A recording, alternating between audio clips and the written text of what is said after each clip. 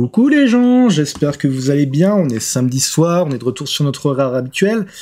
Il est 20h30, c'est l'hiver, il fait froid. Mais vous savez quoi? C'est pas grave, parce qu'on a un truc qui s'appelle le chauffage. Et si vous n'avez pas de chauffage, je sais pas où je vais avec cette phrase. J'espère que vous allez bien, c'est Nat. S'il n'y a pas de chauffage, je suis là pour réchauffer les gens. Oui, bien, bien. Et ce soir, comme vous l'avez remarqué, je suis accompagné de Ambistial. Comment ça va? Bah ça va très bien. Et toi, malgré cette journée, comment on peut aller bien alors que le soleil se couche à 16h? Mais non, en vrai, ça va. Et toi, Oh. comment vas-tu? Bah moi, en vrai, quand il fait un temps comme ça, je suis limite bien parce que du coup, je suis totalement chez moi, mitouflé, en train de jouer. En plus, cet après-midi, j'ai passé l'après-midi à faire du à faire du réglage d'émulateur. Enfin bref, c'est très technique, mais je suis là. Excusez-moi, je suis juste en train de chercher mes écrits dans les sources OBS. Je peux compléter en montrant cette magnifique Monster. Une personne LGBT qui boit du Monster. Oh là là, c'est original. Non mais tu rigoles, mais moi je connais quelqu'un que je ne citerai pas, qui est mon photographe. Mon photographe n'a jamais goûté de Monster et se dit transgenre. Voilà. Oh punaise. Vous en faites ce que vous voulez. Moi, il faut les cancel, les gens qui boivent pas de Monster.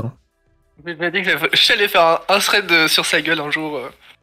En même temps, la Monster, c'est super Eratoon, dit Machiavélique. Bonsoir, du coup. Rebonsoir. Enfin, bonsoir et bon retour sur la chaîne, mais cette fois de l'autre côté. Coucou depuis la table, chaton. Bon appétit. Et alors, je vais faire mon coming out.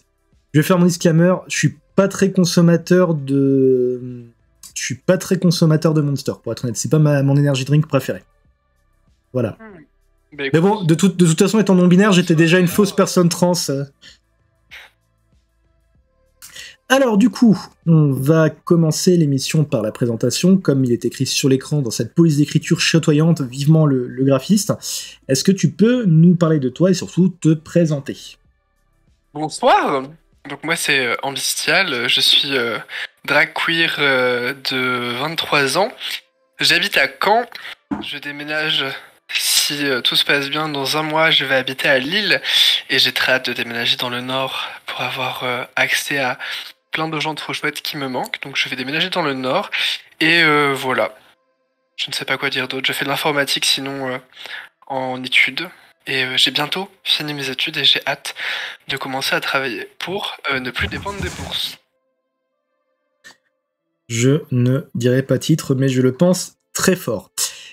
Du coup, on va commencer par le portrait pas chinois. Hein, ceux qui ont l'habitude de l'émission le savent. Et je vais être le pire salaud au monde en révélant les secrets de l'émission. Pour la première fois de l'histoire de l'émission, c'est un portrait pas chinois qui a été préparé en amont. C'est ma faute.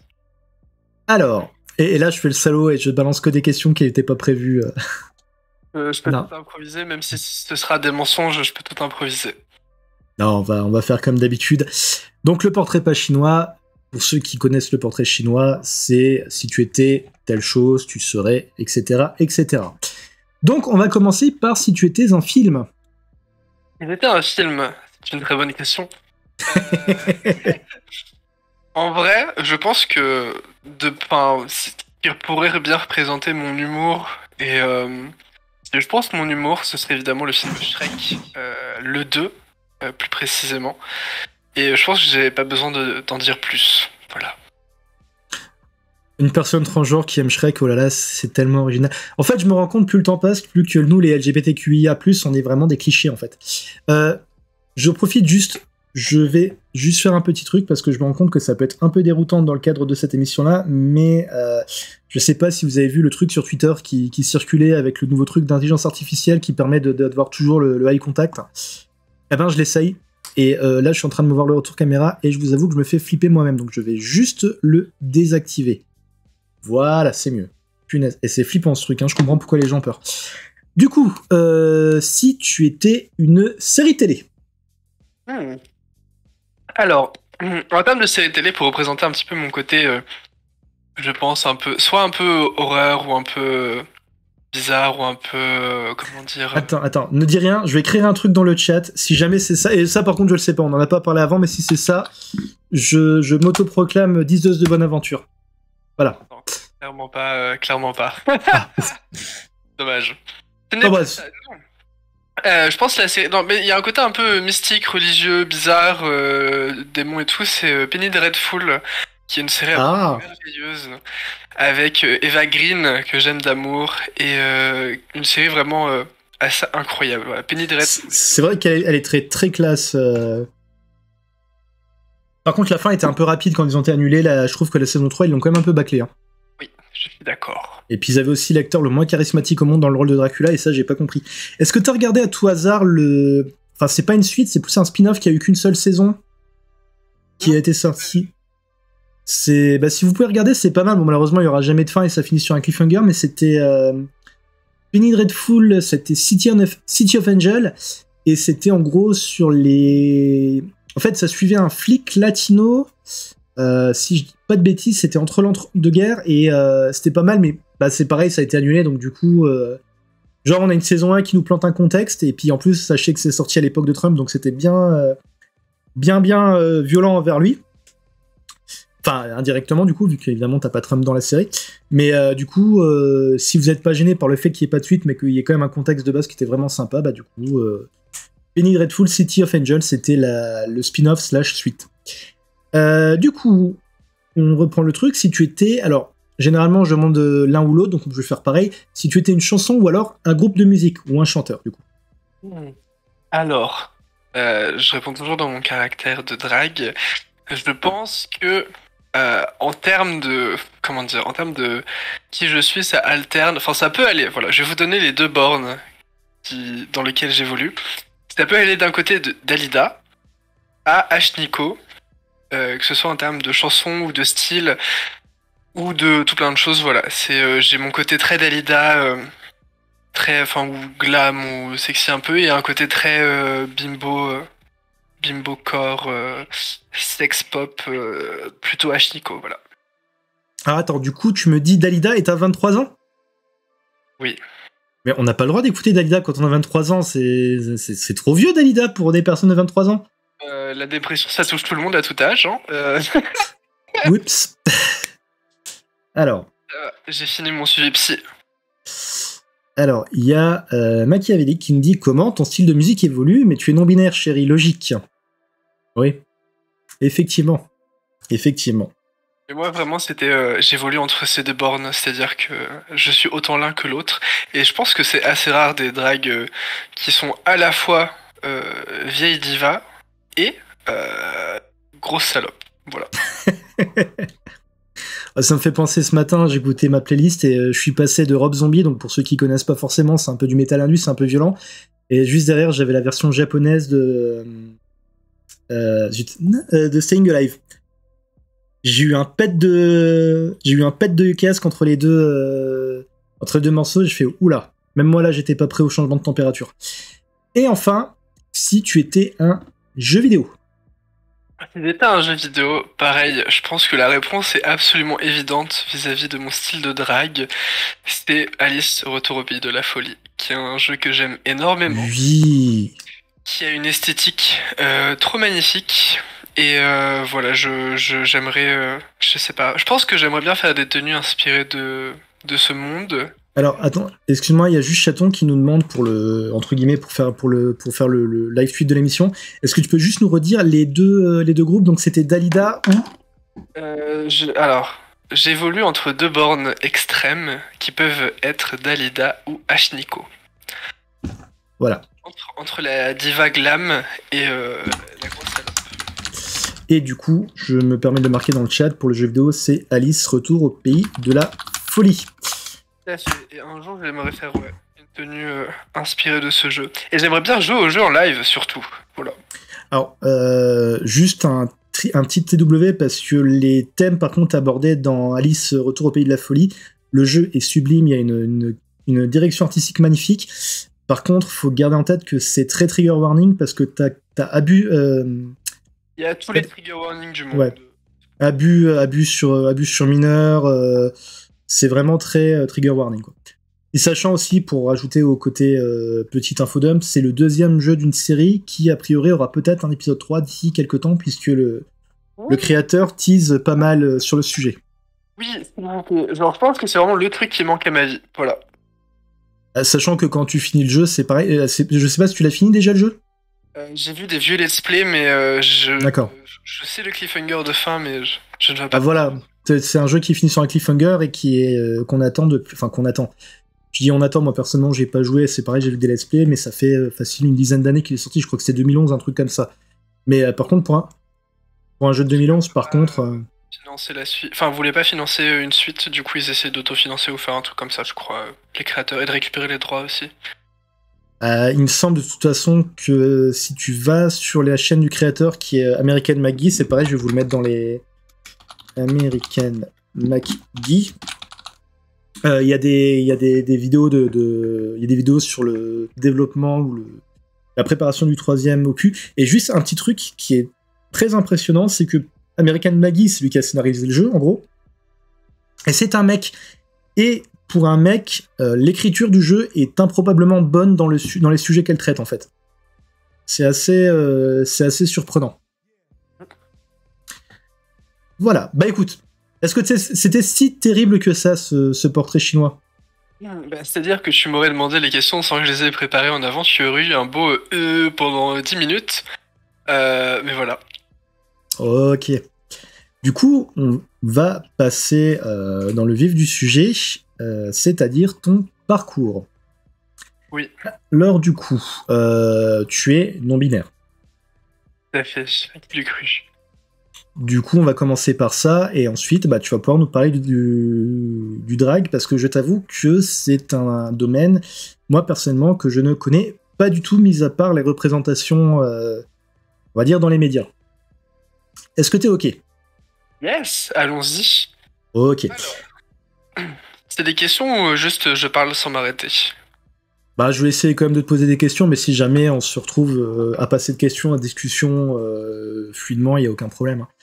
On va commencer du coup avec ta non-binarité. Est-ce que tu peux nous dire quand tu t'en es rendu compte ? Je me souviens très exactement. Je peux même citer, je pense, une soirée ou je sais pas. Alors, ce qu'il faut savoir en fait déjà de base, c'est que si je suis non-binaire, et c'est à cause de 2 personnes que j'accuse, très clairement, qui sont Chapeau et Luna, j'étais un gros... Oula, je suis flou, non, merci. Du coup, j'étais un sacré œuf, et en fait, c'est des gens qui m'ont dit, toi tu n'es pas cis, et moi j'étais en mode, quoi ? Hein ?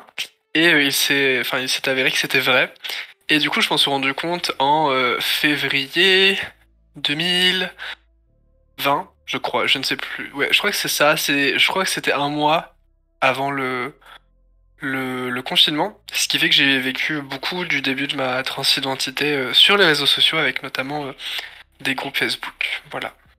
D'accord. Donc oui, effectivement, Attends, excuse-moi, je regarde juste, ça me touche un petit problème de chat derrière moi. Oh, c'est bon, je suis en train de s'entretuer. J'ai vécu ma transidentité comme toute personne vieille, voilà. Sur Facebook. C'est vrai qu'effectivement, il y a eu tout un groupe d'œufs, on va dire, qui ont éclos durant le confinement. C'est genre en fait. De quoi ? Quand t'as rien à foutre, honnêtement, pourquoi pas se remettre en question tout dans sa tête, hein, moi, C'est vrai. D'un côté, on a tous ceux qui ont profité du confinement pour casser leur œuf, et puis de l'autre côté, on a toutes les personnes qui étaient déjà déclarées trans qui se sont rasées le crâne. C'est parce que pourquoi pas. Heureusement échappé à cette terrible trend. Oh punaise, je te jure, c'était vraiment... c'est bizarre parce que là j'ai l'impression qu'on parle d'un truc qui est très vieux alors que c'était il y a pas longtemps, et puis on n'est toujours pas sorti de la pandémie, hein, quand même, faut le garder en tête. Et c'est vrai qu'effectivement, quand tu vois au niveau de la communauté trans, comment a été vécu le confinement, t'avais vraiment des patterns qui revenaient. C'était vraiment particulier, hein, cette époque. Tout à fait. C'était il y a... c'était il y a longtemps. Oui, c'était il y a 2 ans, mine de rien. Mais... Ouais, mais je pense que... je sais pas, en tout cas, je trouve une accélération de plein de trucs en 2 ans. Ouais. Il y a 37 ans. Oui, c'est ça, oui, effectivement, ouais. Et puis déjà, faut reconnaître que le fait de vivre un confinement réel, même si après il a été plus ou plus ou moins écouté, c'était quelque chose quand même que notre génération, on va le retenir. Hein. Alors, on a Mio Echo, du coup, qui me dit Hello les petits chats, je vais juste un tour pour vous faire un coucou, car je suis en soirée, mais coucou et cœur sur vous, et. Et bah, écoute, bonne soirée à toi, et je suis. Je viens de recevoir un message sur Discord, sur Insta de quelqu'un qui regarde. Oui, et bonne soirée Mio, et rappelle-toi, des fois les gens, t'es pas obligé de leur dire qu'ils ne sont pas cis, laisse-leur le temps de le découvrir eux-mêmes. Du coup, oui, t'en as rendu compte un peu avant le confinement. Et du coup, est-ce que tu penses que le confinement a changé la façon dont tu as pu... Dommage, j'ai fait faire 3 coming out cette semaine. Bah voilà. Pas mal. C'est pas humain à ce stade. Du coup, oui, est-ce que tu penses que le confinement, ça a changé la façon dont tu l'as... Justement, dont tu l'as vécu, dont tu l'as... Comment dire ? Je vais pas dire accepté, mais la façon dont tu as assimilé cette nouvelle information à propos de toi, est-ce que tu penses que tu l'aurais aussi bien assimilé, ou peut-être moins bien, s'il n'y avait pas justement eu toute cette isolation sociale ? Je ne sais pas trop. Je pense que le fait d'avoir fait ça pendant le confinement, ça a peut-être laissé plus le temps de maturer ou le temps de s'informer aussi, le temps de pas de déconstruire des trucs, d'en apprendre plus, etc. Mais je pense que, enfin, d'un côté, du coup, ça a eu ces avantages-là, mais je pense que du coup, il y a les désavantages du fait que du coup, tu vis pas concrètement ce que ça peut être, que ce soit faire des soirées Oui. entre PT, entre trans, que ce soit participer à des ateliers, je sais pas, des trucs, enfin, ou même, je sais pas, des manifs, c'est con, mais du coup, je pense que il y a un côté peut-être, ouais, t'as plus de temps quand t'es en confinement, mais du coup, t'es un peu plus chronically online que si tu n'étais pas en confinement. Ouais, du coup, t'as plus le temps comment dire, de choper des infos, mais du coup, ça reste très théorique et t'avais ce côté, cette envie de le vivre en réel, c'est ça ? Ouais, c'est ça. Puis du coup, forcément, quand tu débutes, le fait d'être trans sur Internet, tu mets pas en opposition les discours que tu peux lire et que tu peux apprendre avec ce qui se passe dans la réalité des choses. Et du coup, c'est vrai que des fois, tu peux avoir un peu ce truc où t'assimiles des choses qui sont pas forcément ce qu'elles sont. Voilà. Et du coup, une fois que le confinement était fini et que les gens reprenaient petit à petit une vie sociale, comment t'as vécu le truc ? Est-ce que t'as commencé à chercher s'il y avait des soirées, des trucs comme ça ? Est-ce que tu l'as bien vécu, en fait ? Parce qu'au final, la différence entre ce que tu décrivais et puis ce qui s'est passé après peut être des fois un peu compliqué, quoi. Ouais, non, bah alors, moi, post-confinement, je suis parti travailler en tant que aide porcher dans un élevage de cochons. Du coup, c'était pas le milieu le plus queer que tu puisses trouver, sachant que mes collègues de travail étaient des vieux mecs de 50-60 ans qui faisaient toutes les blagues les plus incroyables du monde, mais il y en avait des très gentils, du coup, ça compensait un peu. Et après ces 2 mois, je suis rentré en école d'ingénieur, ce qui n'est pas non plus l'endroit idéal pour vivre sa transidentité. C'est pas un comble de bosser dans l'informatique qui est le domaine le plus binaire quand on est soi-même non binaire ? Tout à fait, tout à fait. Mais c'est pour ça que je veux pas faire de développement, moi. Donc ça va. Mais du coup, donc, enfin, en soi, en termes d'espace et tout, pour vivre ça pleinement, ça a jamais vraiment été le cas dans la vie un peu pro, travail, trucs comme ça. Donc c'est aussi ça que permet le drag, j'ai envie de dire, ou des endroits un peu plus libres comme j'ai pu faire en étant à Bruxelles pendant plusieurs mois, où du coup t'as beaucoup d'endroits où tu peux sociabiliser en tant que personne queer et qui sont, enfin, où il n'y a pas de problème et où c'est très bien, quoi. Donc D'accord. Et du coup, alors là, t'as parlé surtout d'un truc qui est très général, mais au niveau de tes proches, que ce soit amis ou famille, est-ce que t'as eu des soucis à leur expliquer, ou est-ce que tout s'est bien passé ? Ça peut arriver aussi, d'ailleurs. alors la famille, en termes de... De toute façon, ma famille, il reste plus grand monde avec tous mes parents qui s'embrouillent avec toute ma famille. Mais mes parents ne le savent pas. Mais je pense que ma mère ferme les yeux très fort. C'est-à-dire que son fils fait du drag, met du make-up et met des jupes. fait la grosse chouin sur scène, lui envoie des vidéos qui parlent de non-binarité, lui pose des questions genre «Et toi maman, quand tu étais jeune, tu t'es toujours pensée femme?» Et voilà, et jamais ma mère ne m'aurait répondu «Et toi?» Donc c'est très drôle parce que du coup ma mère voilà full se cachait les yeux. Avec mon père on n'a pas ce genre de discussion. Et les autres membres de la famille, il n'y a pas forcément enfin j'ai peu de contact avec, donc ça règle le problème. Et sur mes amis, enfin j'ai même pas eu besoin de faire de coming out. J'existe et c'est déjà beaucoup. Donc ça va, j'ai pas de... Waouh, c'est beaucoup comme définition de l'amitié. J'existe, c'est déjà pas mal. T'es sûr que ça va? Non, oui, ça va, non, mais je veux dire, j'existe, c'est-à-dire que je suis tellement fièrement non-binaire, trans, et j'en parle sans que ça pose de problème, et je le suis, enfin, je veux dire... Ah oui, d'accord. Ça a pas été un truc qui est arrivé en mode breaking news. C'est un truc qui s'est, voilà, c'est toi, c'est tout, c'est comme ça, quoi. Enfin, c'est pas vrai, genre, t'es mal la gueule que j'ai, déjà, ça surprend pas les gens, et du coup, tu sais, j'ai pas ce truc de faire, faut que je te dise un truc, en fait, je suis non-binaire, parce que déjà, j'ai fait un CO général, j'ai fait un tweet sur Twitter, oui, y a que moi qui le savais pas, déjà, mais même sur les gens que j'ai rencontrés après, déjà, j'avais fait des tweets, je me souviens que j'ai fait mon coming out sur Twitter, je crois que c'était le jour, la lutte internationale de je sais plus quel jour, trans, voilà. Mm. C'était en mars, je crois, je sais plus. Et du coup, les gens m'ont su par Twitter juste au début du confinement, et sinon après, j'ai jamais eu vraiment besoin de dire que je l'étais. Sûrement du fait que je ne fréquente que très peu de gens cis hétéros. Mais voilà. Du coup, vu que je suis moi-même et que je suis très fort, voilà, j'ai pas eu de soucis. Voilà. Ah, mais c'est quand même cool. Puis c'est vrai qu'effectivement, le confinement ayant. Enfin, c'est bête à dire, mais je pense qu'il y a beaucoup de personnes qui avaient d'autres trucs à gérer que la transidentité de leur. Enfin, à gérer. À analyser, on va dire, que la transidentité de leurs potes ou de leur famille, hein, tout simplement. Oui, peut-être. Je sais pas, pour moi, le confinement, c'était... tout le monde se faisait chier à regarder son TikTok. Je crois que enfin, j'aime autant regarder TikTok que pendant le confinement. Bah, tu m'étonnes. C'est fou, hein. J'ai souvent... Enfin, c'est pas de la nostalgie, c'était... Enfin, ouais, peut-être que si.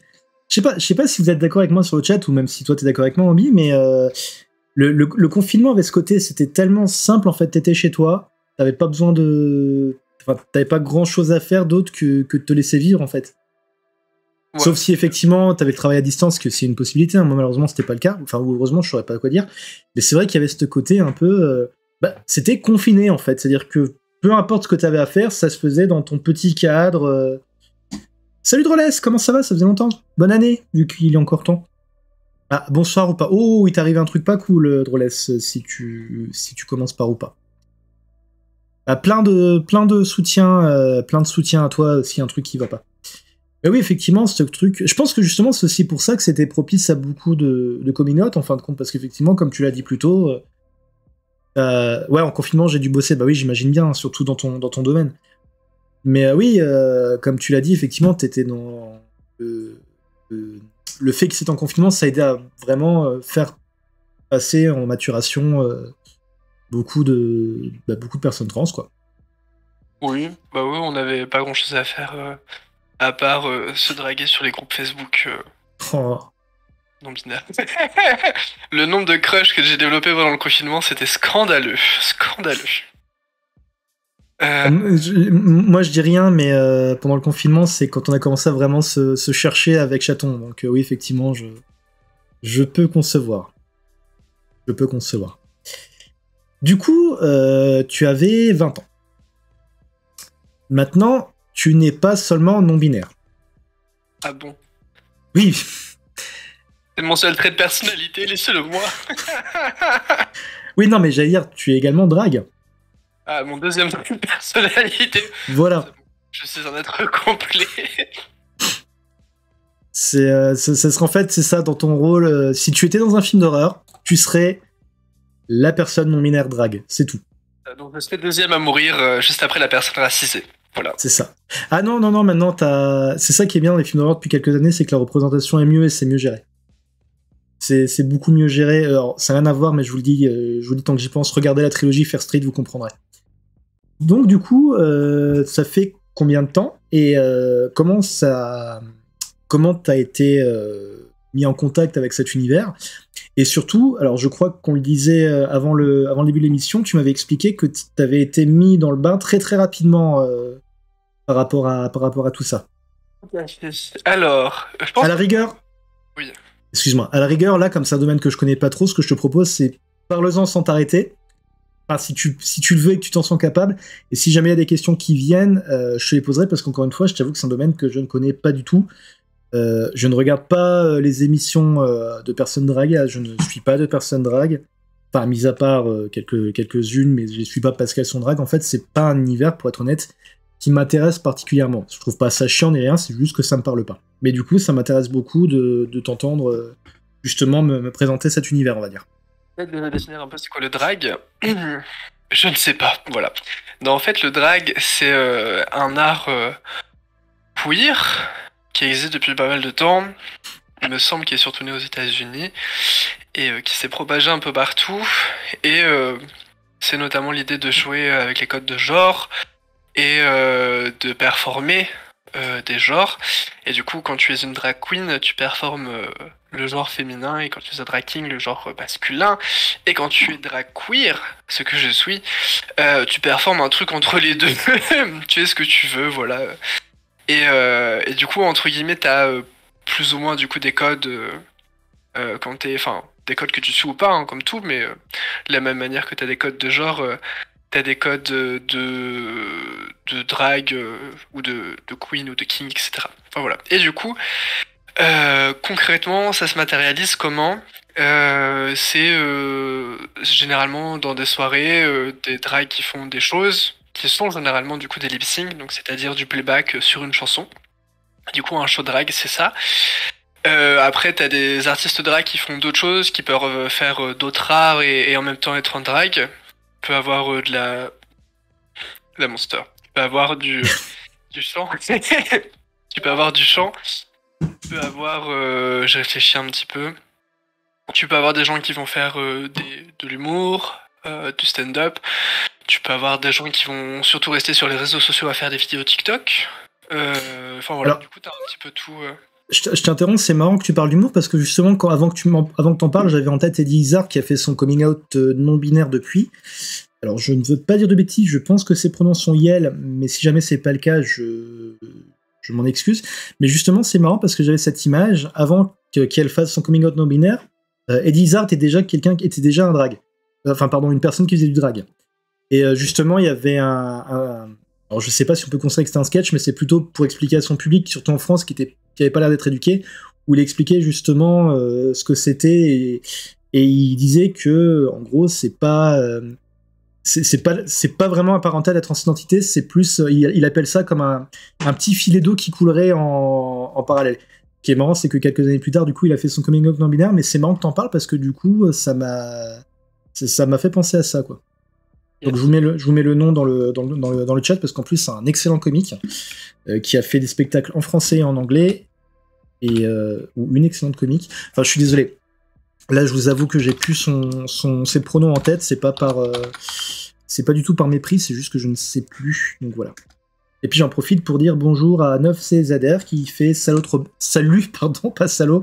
Salut trop belle McQueen. Si le contenu te plaît 9ZZR. N'hésite pas à suivre la chaîne. Voilà.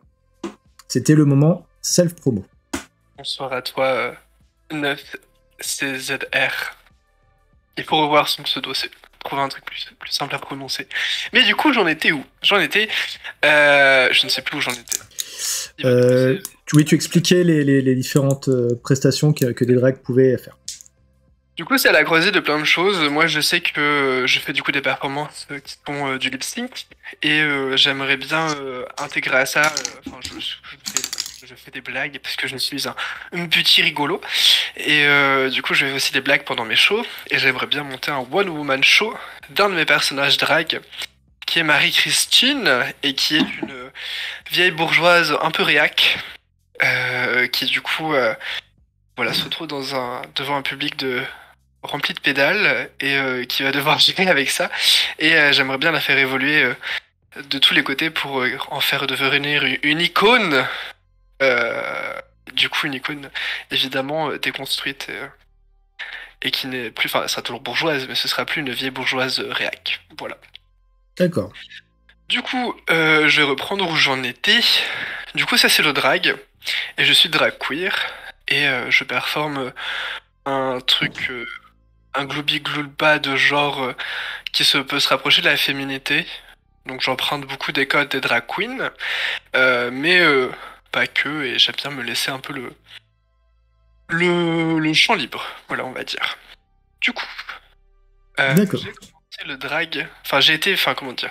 Je pense que comme plein de gens, du coup, je connaissais un peu Ah, c'est quoi le drag. pardon, excuse-moi. Juste vite fait, Chaton me dit pour Eddie Izzard, c'est she et her. Donc toutes mes excuses, c'est elle. Et pas elle. Voilà. Et du coup, moi, le drag, comme tout le monde, je connaissais un peu de loin. Je connaissais qui c'était RuPaul. Mais, enfin, je connaissais pas vraiment un peu plus c'était quoi le drag. Et du coup, c'est un ami qui m'a fait découvrir Drag Race.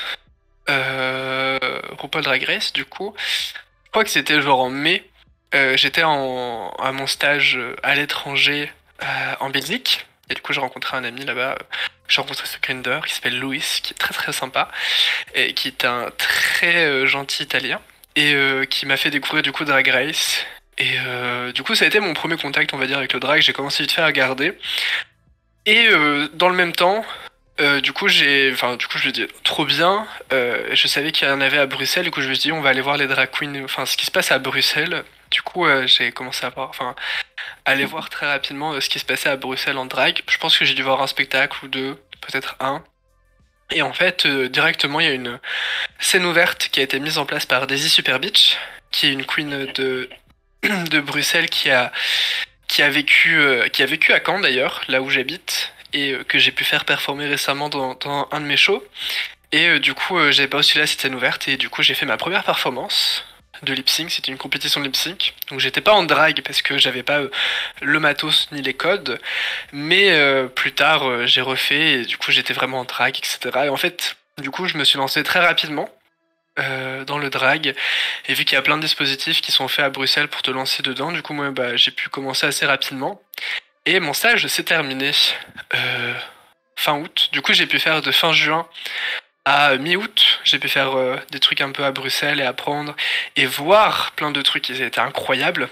Et en même temps, il y a eu Drag Race France qui a été diffusé, c'était très très chouette. Et après, je suis rentré à Caen, et Caen, il y avait pas / plus de drag. Du coup, j'ai relancé un peu le drag à Caen, et du coup, j'ai commencé à organiser des shows. Et du coup, depuis maintenant à Caen, il y a un autre drag show qui a été créé, des artistes drag qui performent. Et je suis trop trop fier de ce qui se passe à Caen parce que il n'y avait pas forcément de drag, et maintenant, il y a du drag, il y a un public qui est très demandeur, et ça se passe super bien avec tout le monde. Alors là, j'ai deux questions. Je vais commencer par la deuxième à laquelle j'ai pensé. Mais quand tu dis qu'il y a un public très demandeur, en fait, qu'est-ce que le public va chercher dans un show de drag? Les vieilles pédales qui se déguisent. Non, en vrai, ça c'est ce que cherchent le public hétéro. Mais le public queer, non, j'ai oublié c'est quoi la question. Qu'est-ce qu'ils cherchent dans un spectacle drag? Oui, qu'est-ce qui emmène les gens? Parce que comment dire, tu dis qu'il y a des gens, un public très demandeur en fait. Et encore une fois, je le redis, hein, je suis désolé, c'est pas des connaissances ou des codes que j'ai. Oui, qu'est-ce que le public cherche? Et je me permets juste de je me permets juste de lire le commentaire avant qu'il disparaisse. Droless nous fait: quand je viens en Hollande, j'adore aller dans un bar à drag qui s'appelle Le Lebel. Cet endroit est magique et les gens là-bas sont hyper sympas. J'y vais pour leur karaoké mardi quand c'est le bon timing. Voilà. Donc du coup, vous avez un nom de bar. Ouais, ça fait hyper classe de dire que j'ai relancé le drag à Caen. Ça fait genre je suis l'origine. J'ai un peu le même truc en ce moment avec Twitch. C'était clairement le côté nourrissage d'ego. Moi, enfin, je profite, je peux dire ça, je le dis, tu vois. Mais ça s'est pas fait tout seul. Il y a des artistes qui ont performé pour ça, mais je leur ai appris, tu vois, donc forcément. Mais non, en vrai, je veux dire en termes de, parce que moi, en soi, je suis quand même plus ou moins toujours baby drag, vu que ça fait pas 8 mois que j'en fais, tu vois, c'est quand même assez récent. Mais il y a le côté très fier d'avoir réussi à faire en sorte que y ait du drag aujourd'hui à Caen et c'était pas le cas avant. Donc, attends, du coup, ça veut dire que en 9 mois, parce que tout à l'heure, tu m'as dit que un mois après être rentré dans le milieu drag, tu faisais tes premières prestats. C'est-à-dire qu'en 9 mois, tu as réussi à découvrir le milieu drag, à y entrer et à relancer le bordel à Caen. Et à dépenser beaucoup trop d'argent dedans, évidemment. Ouais. Sinon, c'est pas drôle. Ah, Ouais. t'es pas obligé de répondre, c'est une question très, très pécuniaire et très, enfin, pas très intéressée, mais c'est un milieu qui rapporte. Non. D'accord. Désolé. Pas trop, mais bientôt plus, normalement, j'espère, on croise les doigts. C'est-à-dire qu'avec du coup la popularisation du drag et l'ouverture du drag à un public plus hétéro, du coup ça veut dire un public plus nombreux et qui a plus de moyens généralement. Ça va être plus simple de monter des trucs et de gagner des thunes avec. Il y a très peu de drags qui aujourd'hui arrivent à gagner leur vie avec le drag. Les queens de Drag Race France évidemment parce que elles sont bookées partout et elles travaillent beaucoup et heureusement. Du moins j'espère pour elles.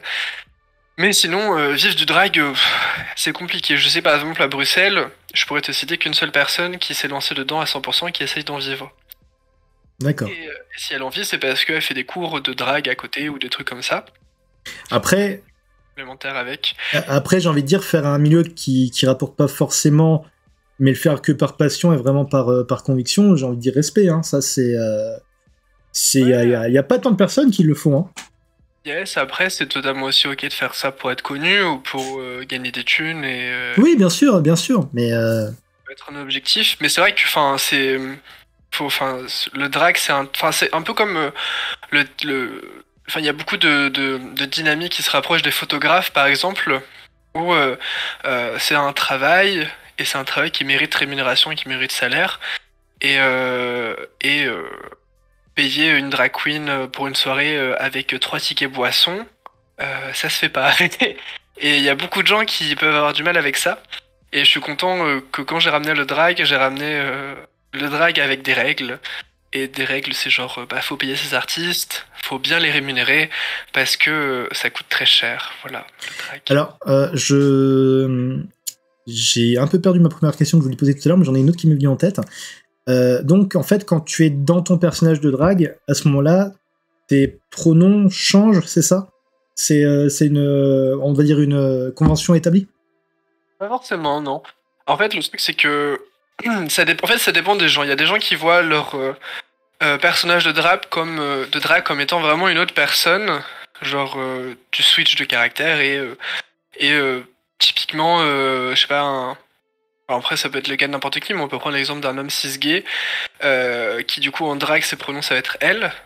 Ouais, bah justement, je pense à ça parce que j'ai un ami que j'ai rencontré à une convention Sensei. D'ailleurs, je sais pas si tu regardes l'émission Macao, coucou. Et justement, j'avais été un peu surpris, j'avais pas eu le temps de plus approfondir la question, mais c'est vrai qu'il m'avait expliqué qu'en fait, ses pronoms normaux étaient il, mais que quand il était en drague, ça devenait elle. Ouais. Bah, c'est-à-dire, c'est tout con, tu prends des genres, des codes de genre, et tu te les appropries et tu les performes.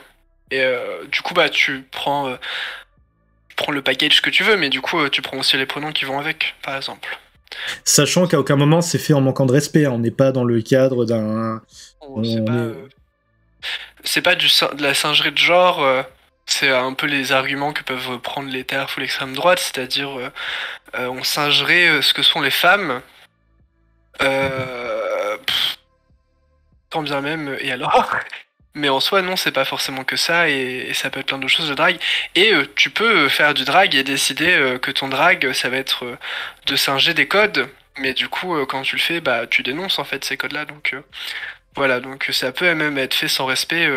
Beaucoup de drag kings performent la masculinité, et la performent en dégradant la masculinité, parce qu'ils ont derrière un discours qu'ils tiennent, quoi.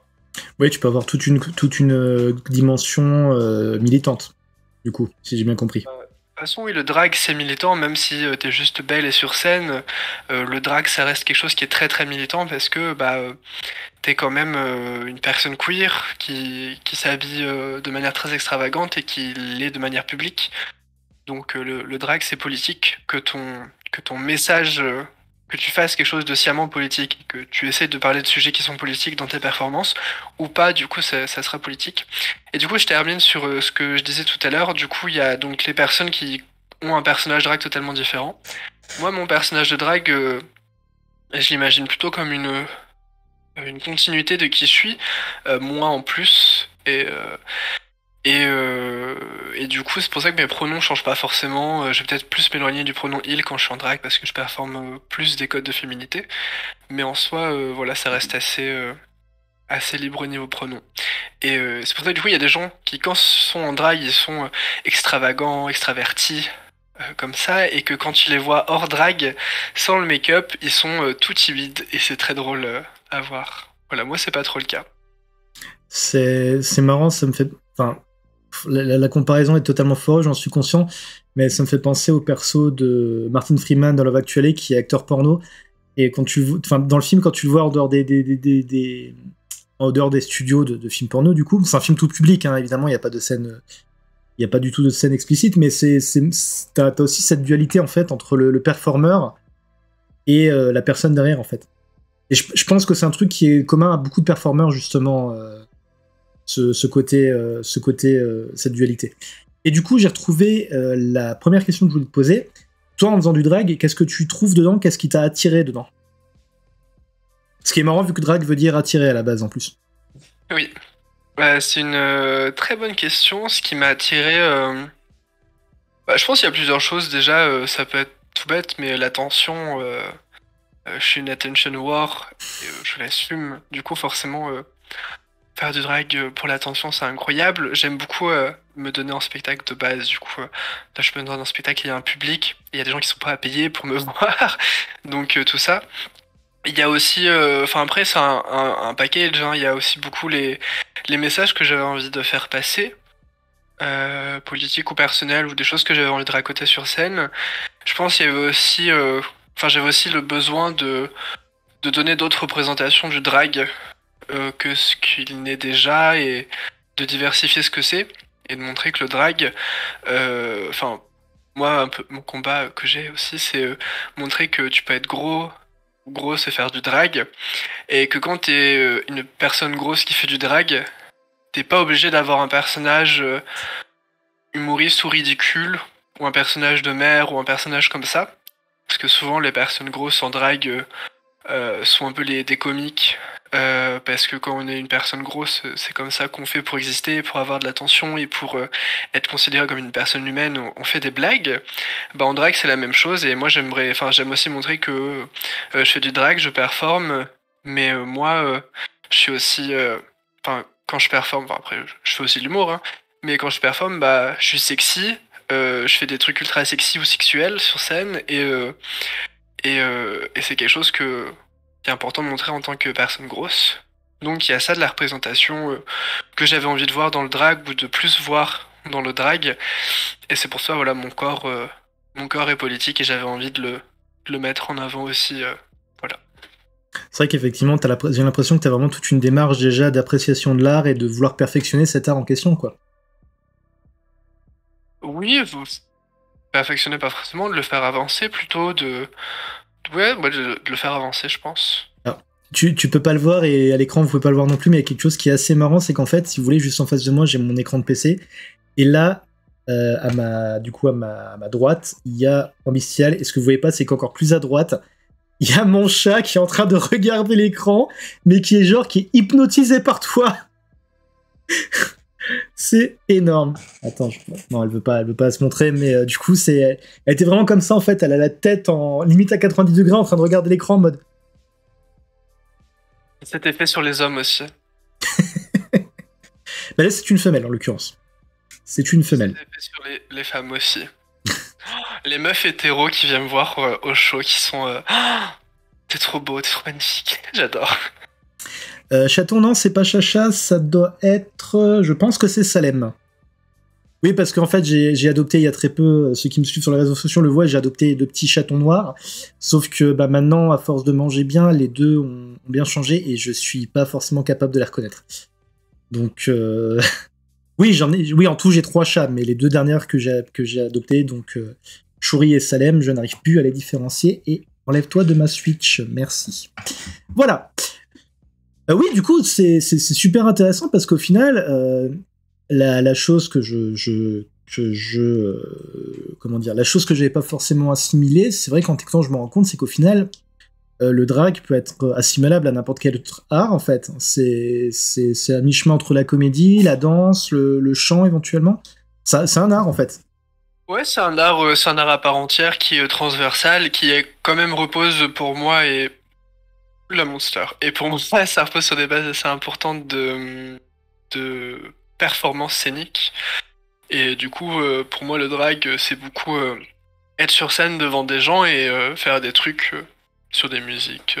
Mais voilà, souvent, enfin, dans 95% des cas, un drag show, ça va être des lip sync.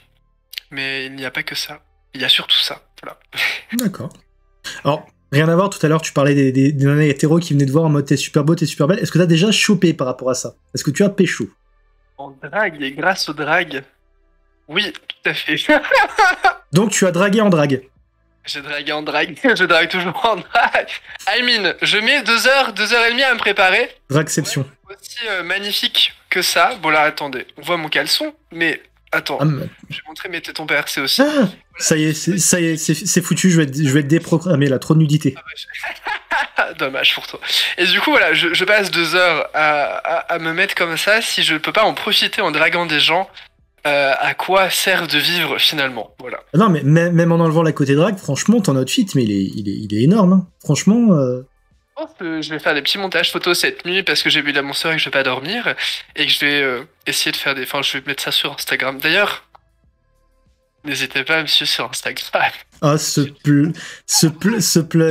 Et sur Twitch aussi, tant que j'y pense, tu m'as dit que t'avais aussi une chaîne Twitch. Oui, tout à fait. Mais je vais mettre dans le chat. Attendez, comment on peut faire? Alors, le problème, c'est que si tu mets dans le chat, tu vas être censuré. Le mieux, c'est plutôt que tu dises où on peut trouver les infos. Et éventuellement, chaton, du coup, pourra les retransmettre sur le chat en question. J'ai un Linktree aussi. Mais sinon, c'est Ambystial, ENBYSTIAL. J'ai TikTok. J'ai Instagram. Je suis surtout actif sur Instagram. Et j'ai Twitch. Voilà, je fais un peu des jeux vidéo. Et c'est vrai que je suis en train de penser par rapport à TikTok, en fait, c'est le média parfait pour les drags, en fait. Ou alors, justement, tu regrettes qu'il y ait cette réappropriation, notamment par rapport au lip sync, des personnes qui n'ont rien à voir là-dedans. Alors, le lip sync, c'est très libre. Enfin, il y a des gens qui font ça très bien et qui sont très BG sur TikTok qui font des lip sync. Mais après, quand t'es drag et que tu fais des TikTok, ouais, il y a du lip sync, mais pas que. Souvent, plutôt des transitions make-up avant-après sur TikTok, je trouve. Il y a plein de trucs assez intéressants sur TikTok. Mais vu que c'est le média de la vidéo, c'est vrai que c'est assez intéressant. Ouais, Instagram, c'est le média de l'image, la photo. La photo, et du coup, bah forcément, il y a plein de drags qui sont dessus. D'ailleurs, instant coup de gueule. Instagram, réseau social de la photo, pourquoi les images sont aussi dégueulasses? Voilà. La qualité. Bah déjà aussi parce que c'est découpé sur Insta. Donc déjà, tu perds beaucoup de... C'est compressé, je suis dégoûté. Linktree, si tu veux, c'est linkt. Attends, je sais plus. Merde. Comment ça s'écrit Linktree? Bah, il y a, de toute façon, il y a... Ah oui, il n'y a pas ton Linktree sur Twitter. Je croyais qu'elle avait dit qu'il y avait ton Linktree. Ouais, link.ee/ambystial. Ah, c'est bon, chaton, là. Oui, la compression Insta est dégueulasse. Mais c'est la même compression que Facebook, je crois. Hein. C'est pareil, tu mets des photos sur Facebook, tu perds vraiment pas mal de... Tu perds pas mal. C'est super triste parce que du coup, tu payes des photos shoot à des photographes pour avoir des photos compressées. Voilà. Enfin, bah, c'est mieux. Mais quand tu les postes, c'est moins joli, malheureusement. Bah, c'est pas mieux d'avoir surtout quand tu performes dans du spectacle, c'est pas mieux d'avoir un site portfolio, par exemple? Oui, j'y pense. Après, je me dis, j'ai déjà un Linktree, je vais me calmer sur les trucs un peu professionnels. Mais oui, je pense qu'à un moment, j'aurai peut-être un truc pour mettre mes photos un peu plus, de manière un peu plus jolie. Voilà. Mais ouais, bah après, professionnel ou pas, hein, je suis pas vraiment professionnel. Si je fais la liste de mes réseaux sociaux, je dois arriver à une douzaine. Donc, en comptant la page de l'émission, la page pour mon bouquin d'horreur, ma page principale, mon compte. Enfin, ça va vite, hein, même de nos jours, même. Pardon? J'ai 4 comptes Twitter. Je suis pas loin. Justement, c'est intéressant. Tu fais quoi? T'as un compte, genre un compte perso et un compte. Bonjour, Elite Twitch TV, bienvenue sur le. Ah non, au secours. Oui, alors ce qu'on va faire en fait, c'est que. Tu vas expliquer pourquoi t'as dit au secours, parce que je t'avoue que là, tu pars pas super bien. Donc, chaton, je te laisse faire ton travail. Du coup, oui, t'as un compte pour un compte professionnel, un compte pour ton personnage. Comment tu gères ça? Je me fais poursuivre par des gens. J'espère que tu feras des cauchemars de moi. Je fais poursuivre par. Je disais, j'ai un compte. Bah, du coup, j'ai un compte Insta perso, un compte Insta pro. Twitter, c'est un peu mélangé, c'est-à-dire que. Me bannez pas, je sub si vous voulez. Mais non, mais si tu sub, si toi en as envie, c'est pas si moi j'en ai envie. Mais excuse-moi, comme tu te rends compte, l'émission a un sujet qui est en rapport avec la communauté LGBT, et malheureusement, on a souvent des personnes qui viennent pour troller. Donc si tu es venu pour troller, je te conseille de partir. Par contre, si tu veux vraiment écouter et pourquoi pas découvrir des trucs, il y a pas de souci, tu peux rester. On te bannera pas si tu fais pas de conneries sur le chat, bien évidemment. Et même si à la base t'es venu pour troller, mais que t'as quand même la curiosité d'apprendre, ou au moins de voir ce qu'il en est avant de commencer à troller, reste. Tant que t'es pas désagréable sur le chat, tu seras pas banni. 5 minutes et après tu trolls si tu veux, mais d'abord, je sais pas. Je sais plus ce qu'on était en train de dire du coup. Par rapport au compte des réseaux sociaux. Twitter, c'est un peu mélangé. Peut-être je vais me faire un Twitter un peu plus pro, je ne sais pas, je verrai. Mais en tout cas, de toute façon, entre guillemets, mon outil de travail, c'est 100% Instagram. Oui, encore une fois, c'est logique, étant donné que c'est un truc qui est très basé sur l'image, quoi. C'est un peu ma vitrine pour mon travail, et pour montrer ce que je fais, ce que je peux faire, et pour que des gens aient envie de me booker, et pour que je puisse performer dans plein de villes différentes, pour gagner un maximum d'argent. Pour acheter du make-up. Voilà, tu as tout compris. Non, peut-être qu'un jour j'arriverai à rembourser tout ce que j'ai dépensé, mais ce jour n'est pas arrivé. Alors, comment ça se passe quand tu fais des spectacles? C'est les gens qui viennent vers toi ou c'est toi qui cherches des salles Ça dépend. Moi, j'ai mon propre show qui s'appelle The Bestial Show. Et du coup, j'organise ça dans ma ville. Et du coup, c'est moi qui démarche les artistes que j'ai envie de performer avec. C'est moi qui, du coup, démarche les bars, etc. ou les endroits pour performer. C'est moi qui organise tout. Du coup, j'ai pas besoin de me book. Vu que c'est moi qui organise, du coup, je performe. Oui, évidemment. Sinon, soit il y a des gens qui viennent vers moi. Et en vrai, c'est souvent comme ça. Il y a des gens qui viennent vers moi pour me dire hey, ouais, soit genre j'ai envie que tu viennes à mon show pour performer, soit d'autres gens qui disent ah tiens, il y a un Bestial qui fait des trucs cool, est-ce que si tu veux la booker un jour, n'hésite pas. Ça peut aussi se faire comme ça, quoi. Et ça, j'ai performé à Paris la semaine dernière, et c'était parce que j'avais trouvé un contact et que j'avais parlé à des gens. Du coup, j'ai pu performer en drag dans une soirée Kinky BDSM à Paris, et c'était très très chouette. Voilà. Ça doit être particulier comme ambiance, ce genre de soirée, quand même. C'était le paradis sur Terre, comment dire. Évidemment, c'est le genre de soirée où, c'est une base BDSM, donc forcément, voilà. Oui, bien sûr, oui. Et c'était vraiment vraiment chouette, et j'ai beaucoup aimé. Alors quand. Et c'était intéressant parce que du coup c'était soirée BDSM, du coup cuir, latex, puppy, etc. Mais du coup il y avait aussi pas mal de personnes hétéros, et c'était assez chouette aussi d'avoir des personnes cis ou hétéros et que ce soit pas que queer. C'était assez. Du coup c'est un parti pris des orgas, et du coup non, c'était très chouette. Et alors très cool. Petite question, parce que bon, moi sur ce côté-là je suis très vieux jeu, je suis très vanilla comme on dit, mais du coup quand tu performes dans un événement de ce type, donc BDSM c'est quand même très particulier, hein, c'est mettre à poil sur scène. c'est bondage sadomaso, hein, pour les, c'est bien ça, hein, moi que je dise pas de bêtises. À peu près, oui, c'est ça. Ouais. Du coup, est-ce que ton type de spectacle change par rapport à un public moins hardcore, on va dire? C'est-à-dire que j'allais pas arriver à cette soirée-là et présenter mon personnage de bourgeoise réac, ça n'aurait pas de sens. Ouais. Du coup, forcément, j'y ai fait des perfs sexy, mais c'est des perfs que j'ai déjà fait ailleurs qu'à cette soirée. Donc, d'accord. Mais de toute façon, je finis souvent en string, donc peu importe l'endroit. Oui, oui, bah après, voilà. Ouais, mais j'aime bien être en string. Enfin, genre, dans mes shows, souvent, il y a des fois, il y a des vieilles personnes qui viennent. Il y a pas mal de papy, mamie ou des grands-parents de copains drag qui perf. Et du coup, c'est très drôle d'être en string devant des mamies. Et tu sens qu'il y en a qui sont à fond dans le truc et qui sont en mode. Voilà. Et un truc aussi dont j'aimerais parler, c'est que le drag aussi, c'est un art qui a la croisée d'autres arts. Du coup, t'as la photo, t'as la performance scénique, t'as la mise en scène, t'as le théâtre, t'as l'expression, t'as le chant, t'as la danse. Ouais, parce que du coup, T'as aussi beaucoup, attends, je te dis juste la liste, t'as beaucoup de pardon. maquillage, t'as beaucoup de couture. Et la couture, c'est ultra important pour faire ses propres tenues, pour pas dépenser beaucoup d'argent, enfin, pour pas dépenser des mille et des cents.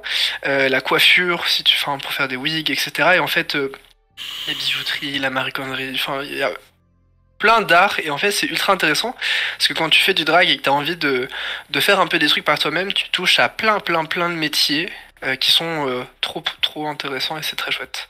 Et du coup, est-ce que je peux vous montrer ma dernière réalisation? Bah ouais, vas-y, à feu, à fond. J'arrive. Bougez pas. Bon, j'en profite, hein, comme d'habitude, vous savez les bails sur le chat si vous voulez réagir ou quoi que ce soit. Ah ouais, Bonsoir. classe. Je me suis cousu, enfin je me suis créé ce boa euh, en 2 jours. C'est un boa qui est plutôt genre de type immense. Voilà. Et j'aime beaucoup avoir. Enfin, déjà, c'est absolument incroyable d'avoir un boa. Enfin, je veux dire, oula, que je me casse pas la gueule. Ça donne une prestance incroyable, voilà, d'avoir un boa. J'aime beaucoup. Et du coup, ça touche à tout. Et j'aime beaucoup coudre. Voilà. Donc, Chaton qui dit autant de fluffiness. ouais. Genre, franchement, il y a, je crois, genre 15 mètres de tulle qui était déjà un tissu qui était sur 3 mètres de large. Je te laisse sur le calcul. Il y a beaucoup de tissu. Et pareil, ce haut, je l'ai mis en crop top. J'ai découpé, j'ai cousu pour faire. Ce haut, il est terrible. Hein. Honnêtement, premier degré, même moi, un truc du style, je kifferais. Hein. En vrai, ça prend 1 heure à faire, c'est pas si compliqué. À 1 heure quand t'as une main droite et une main gauche. J'ai 2 mains gauches. Tu peux me commissionner, je te fais tout ce que tu veux. Mais l'avantage, c'est que par exemple, j'étais à des trucs genre Emmaüs ou des recycleries, et du coup, tu peux choper des trucs très chouettes, pas chers, et en faire ce que tu veux, quoi.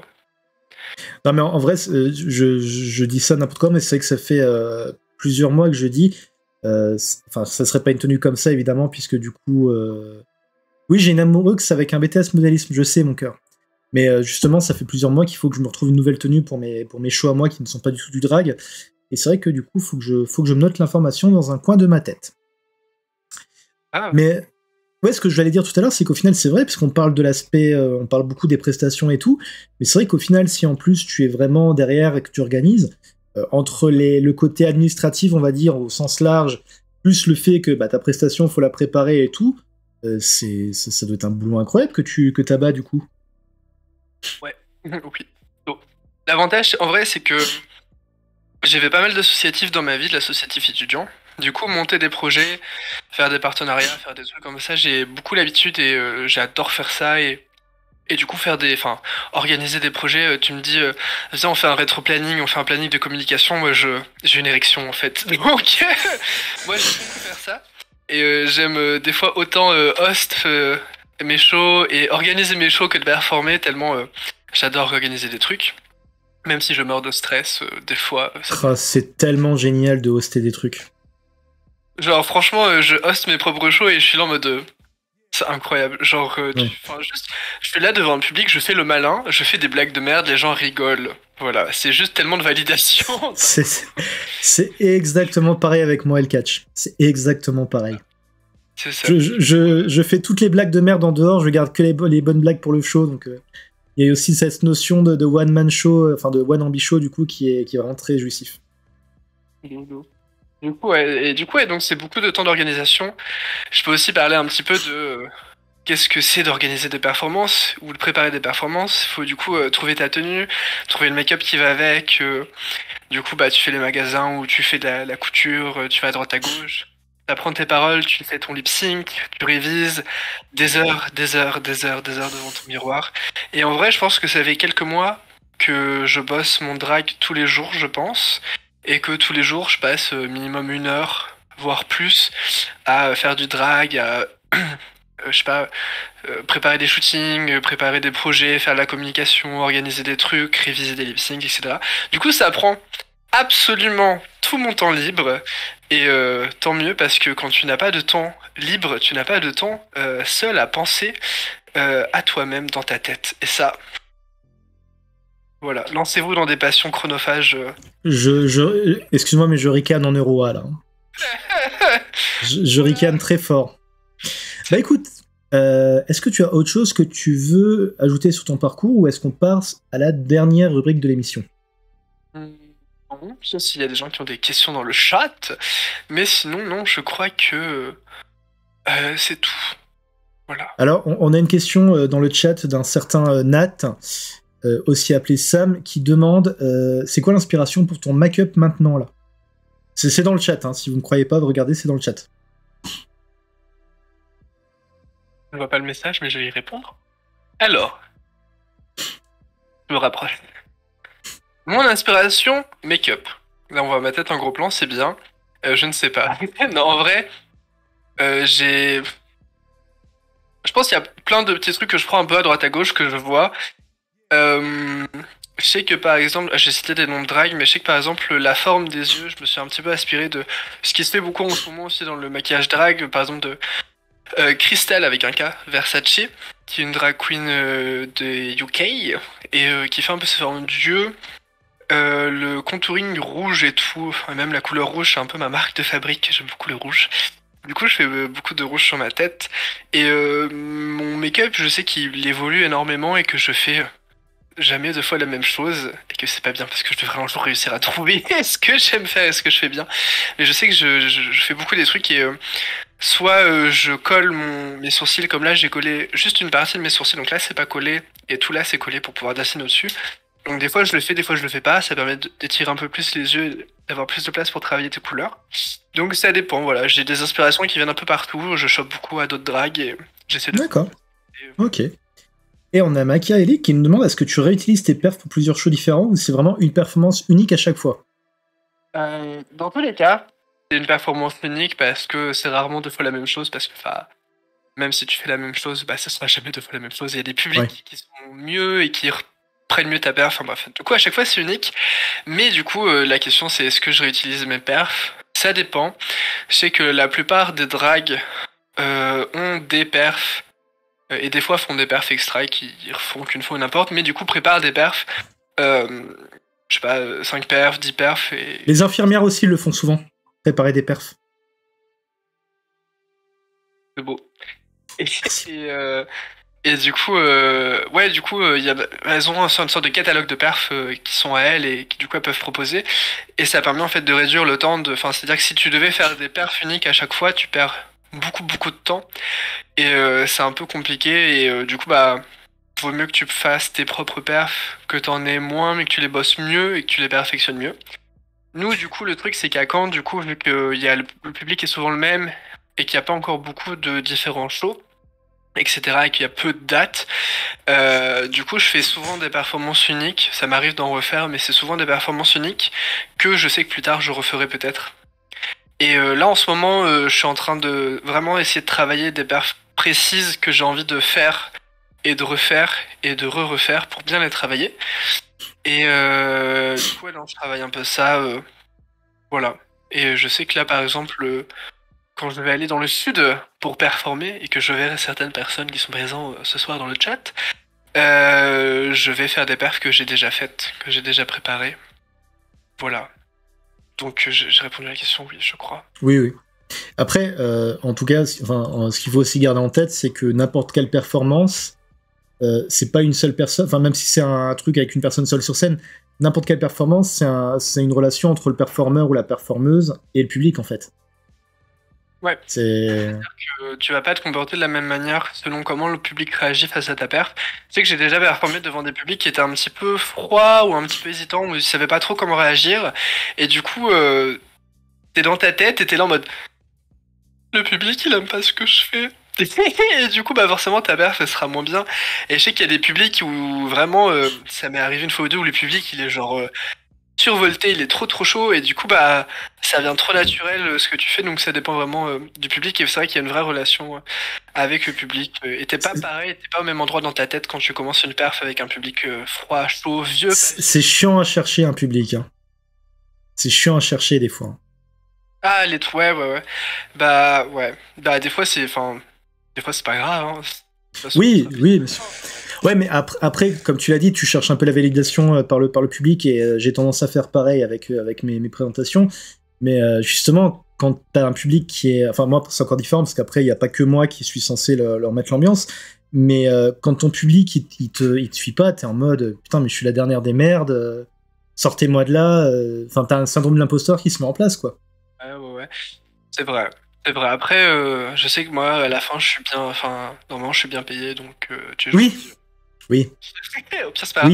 Oui. Et c'est vrai que non, c'est sûr que c'est un peu chiant si le public suit pas, quoi. Donc, mais c'est tout un travail de travailler en public. Ouais. Et bien, du coup, on arrive tout doucement vers la fin de l'émission, mais il nous reste encore un peu de temps. Hein. Est-ce que tu as une passion, ou mis à part le drag du coup, ou un intérêt spécifique dont tu voudrais nous parler avant de finir? C'est pas le drag, c'est le drag, c'est rien à voir. Ouais, une passion. Je réfléchis très très fort dans ma tête. Une passion. Après, si tu trouves pas, c'est pas grave. Hein, c'est... Ouais, le problème, c'est que je pense que je suis un peu Nora sur certains bords, hein, voilà, et que du coup, je n'ai souvent qu'une passion à la fois, très intense. Et là, heureusement que le drag, c'est toujours une passion et que ça reste, et que ça fait une passion qui a duré plus de 2 mois, du coup, c'est bien. Mais là, je sais pas, je réfléchis un peu. Je pense que de manière générale, la musique, c'est très important dans ma vie. Et peut-être la cuisine aussi, quand j'ai la foi et la motivation. D'accord. Et quel genre de musique, du coup? Alors, prépare-toi, long exposé de 20 minutes. Alors. Bah, ça tombe bien, c'est le temps qui nous reste à peu près. Nickel. Discute une soirée avec Mio, tu découvriras un Neuroa. Neuroa et trans, du coup. Donc, même si tu l'es déjà, tu vas être plus précis. J'ai discuté 1 heure avec Mio, je me suis rendu compte que j'étais weird gender, tu vois. Donc, c'est graduel. Incroyable. Je vais mettre un masque, je vais me protéger. Et je sais pas ce que je disais. Je disais, oui, la musique.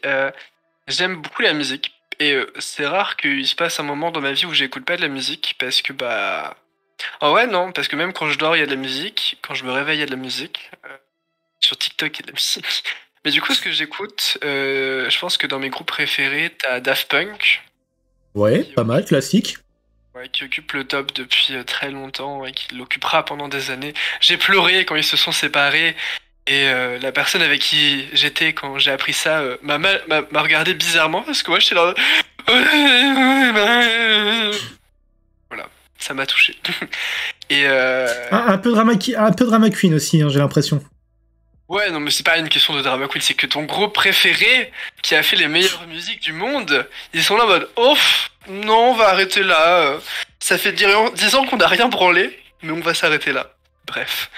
Tout ça pour dire, Daft Punk, j'aime beaucoup O2N. J'ai une très très grosse période de ma vie qui était à fond sur O2N et enfin, des musiques absolument incroyables qui me touchent beaucoup et qui sont très poétiques et enfin voilà. Pour me définir O2N, c'est très très bien aussi.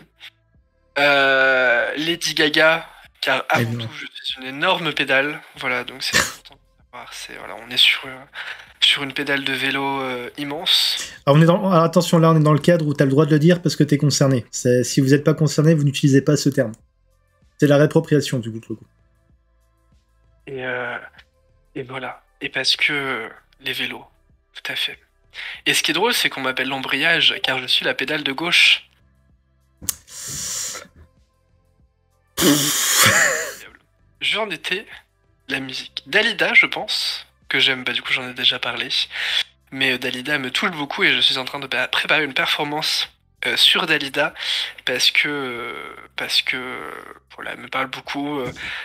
Tous les sujets qui tournent autour de sa vie, qui sont pleins de trigger warnings, sont très touchants et voilà. Du coup. Donc en fait, elle te parle beaucoup, c'est-à-dire que tu vois des morts, c'est ça? Ouais, je vois des morts. Elle est là au chevet de mon lit. Mais en vrai, c'est dans ses musiques et trop de choses qui sont. Je vanne, mais je peux comprendre. Et voilà. Je réfléchis s'il y a d'autres choses. Après, voilà, je vais aller voir dans mes titres likés. Mais après, tu vois, des Barbara qui sont incroyables. Yel que j'aime énormément. Des vieux trucs genre Nicole Croisy. Enfin, des choses un peu plus à l'ancienne. Je sais que j'aime beaucoup Sexy Sushi. Sexy Sushi, mon sud Pointilla, tous les trucs où Rebecca Warrior a participé. Je trouve ça juste incroyable, magnifique et juste Sexy Sushi en fait. Voilà. Ok. Je scrolle encore un petit peu pour voir s'il n'y a pas d'autres choses qui me tiennent à cœur et que je ne veux pas oublier. Pipalippaloup. Poupalipalip. Non, je Alors, crois que c'est pas mal. Comme on a un petit peu le temps encore, ce que je te propose, est-ce que tu as un truc que tu aimerais nous faire découvrir? Si tu devais nous conseiller un truc, donc ça peut être un film, une série, une chaîne YouTube, un livre. Est-ce que tu as un truc que tu conseillerais aux gens de regarder? Buvez de la Monster. Voilà. Non, en vrai, en truc que je pourrais vous recommander. Ça, c'est des bonnes questions, ça, en vrai. Qu'est-ce que je pourrais recommander dans la vie? En livre, je pense que je vais faire une de chaque, vu qu'on a le temps. Allez, c'est parti. Vas-y, fire. Alors, en livre, je peux vous conseiller les livres de Pierre Bottero, qui est mon auteur préféré, qui est un auteur un peu jeunesse, qui a notamment écrit Le Monde des Willan, Le Pacte des Marchands, etc., qui sont des livres incroyables et trop beaux de poésie, ainsi que c'est tout en livre. En musique, je peux vous conseiller d'écouter comme ça un truc qui me vient, qui n'est pas trop connu, et il s'appelle Eddie Woogie. E-W-D-Y-W-O-O-G-Y, qui fait des trucs ultra intéressants que j'ai découvert il y a quelques mois, que j'aime trop. En film, je pense que il y a tellement de films, tu sais, les films que genre tu mets à des gens et que tu regardes plus la manière dont les gens regardent le film. Oui. Ouais. Il est bien le film, hein. Elle est drôle la blague, hein. Bref, je pense que dans ce genre de film, t'as genre les Birds of Prey, qui est incroyable. Ah, il est génial. C'est un film magnifique, magique. Sinon, en film, t'en as plein. Hein. Mais en même temps, il y a tellement de films. Oui, bah oui. On va dire le dernier film que t'as vu et que t'as kiffé, comme ça sera un peu plus centré. Sapoté 2. Ah, il paraît qu'il est génial. Il paraît qu'il est exceptionnel. Incroyable, magnifique, j'aime beaucoup. Après l'animation, l'histoire, le méchant, la fin. Après, n'en dis pas trop, hein, parce que justement, j'avais tellement ma timeline Twitter qui était à fond sur le film que j'étais obligé de masquer le terme parce que je sentais qu'à un moment à l'autre, il y a quelqu'un qui allait balancer un spoil. C'est déjà limite par rapport au méchant du film. Bon, pour moi, c'est pas trop un gros spoil, mais voilà, c'est le genre de film en fait qui a l'air tellement fédérateur que t'es en train de slalomer entre les pistes pour éviter de te faire spoil, quoi. Ah. Ok, le chapeauté 2. Et je sais pas, une chaîne YouTube peut-être? Trop sur YouTube, j'avoue que c'est un peu un truc de vieux. D'accord, je me sens attaqué. Bah écoutez, du coup on va tranquillement finir. Alors moi par contre, il y a juste une chaîne qu'il faut que je vous conseille parce que ça fait 3 jours que je suis dessus et je suis en train de binger les vidéos.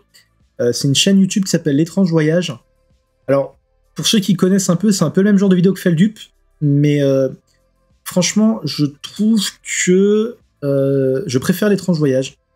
Parce que le mec, il a une façon de narrer ses vidéos, c'est super calme, il y a du rythme, c'est L'Étrange Voyage. Il est sur Twitter aussi d'ailleurs le mec, et il tweete que la nuit parce que si j'ai bien compris, il est au Canada, c'est @L'Étrange Voyage. Mais allez voir sa chaîne YouTube si vous aimez tout ce qui est mystère. Alors c'est aussi bien des ARG, des web-séries. Là, tout à l'heure, je regardais une vidéo, il a fait une vidéo sur les personnes qui s'auto-trépanaient. Donc c'est un peu voilà, c'est un peu très TW, mais bon, en même temps c'est YouTube, donc vous allez pas voir trop de trucs. Franchement, allez voir ça. Et puis allez voir la chaîne Twitch Jean Bestial. N'empêche. Voilà. Mais Qui est ouais. sur Instagram, qu'on a posté plus haut dans le chat. Bah écoute, est-ce que ça t'a plu?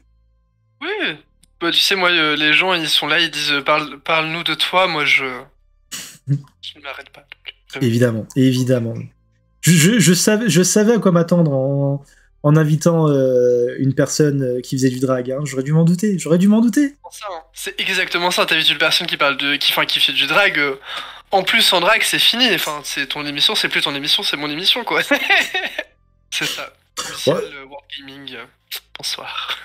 Mais franchement, ça va. T'as pas été, t'as pas hijacké l'émission. Hein, franchement, c'était vraiment très bien. Je sais pas ce que vous en pensez sur le chat, mais c'était un plaisir de t'interviewer, quoi. Me comporter en société, ça va. À part que t'avais des renvois à cause de la Monster, mais bon, ça. Hein. Ça m'est arrivé que 3 fois, ça va. Alors tout le monde machiavélique nous dit sur le chat c'était trop bien, Chaton nous dit super émission. Bah voilà. Bah écoute, est-ce que tu as un dernier mot à dire aux viewers? Oui.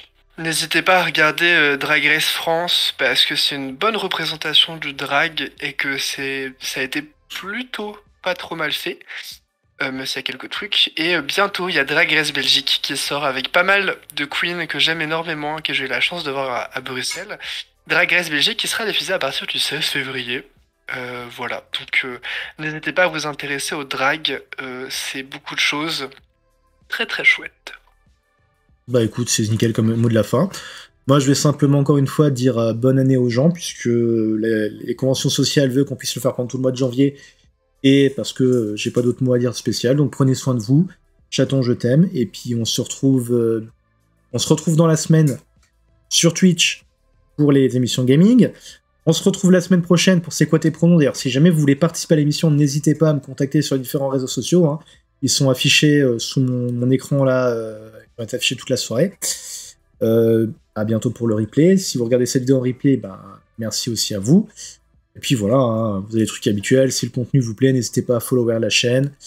Et à très bientôt les amis. Bisous bisous.